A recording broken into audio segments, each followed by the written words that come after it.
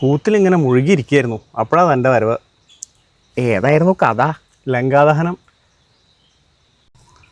എന്താണാവോ അമ്മാമനെ കാണാൻ ഇത്ര ധൃതി?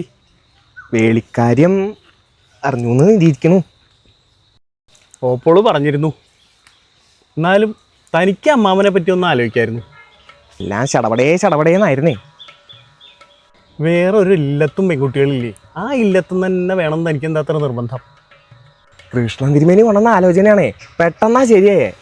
തനിക്ക് ഞാൻ ഇട്ട പേര് എപ്പോഴാണ് അർത്ഥവത്തായേ? കൃഷ്ണൻ ഉണ്ണി.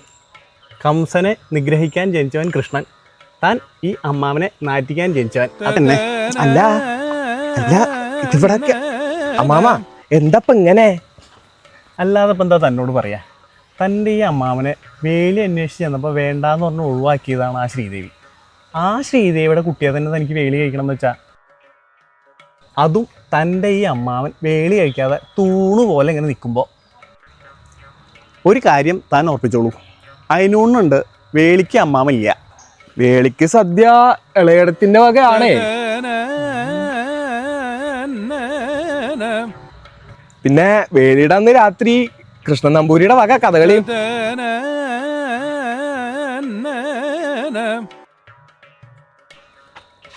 എന്നാ പ്രാവശ്യം ഞാൻ വരാം.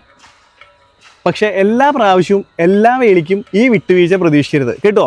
ഓ വരിക.